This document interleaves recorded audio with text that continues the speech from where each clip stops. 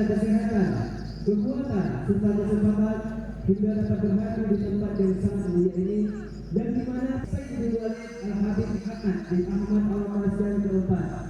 Semoga kehadiran kita di sini menjadi asbab berkumpulnya kita kembali di surganya Allah. Amin. Amin ya rabbal alamin. Salawat dan salam tidak lupa kita haturkan kepada sosok panutan bagi kita semua. Dia lelaki terbaik di antara lelaki lainnya. Dia pemimpin terbaik di antara bagi umatnya, dan dia kekasih terbaik bagi seluruh pecintanya. Dia adalah baginda Nabi besar Muhammad Rasulullah Sallallahu Alaihi Wasallam. Yang terhormat dan yang kami muliakan tetamu istimewa kita, Resunya Al-Quran yang dalam hal ini akan dibacakan oleh Tunku Ahmad Damanhuri. Kepadanya kami silahkan.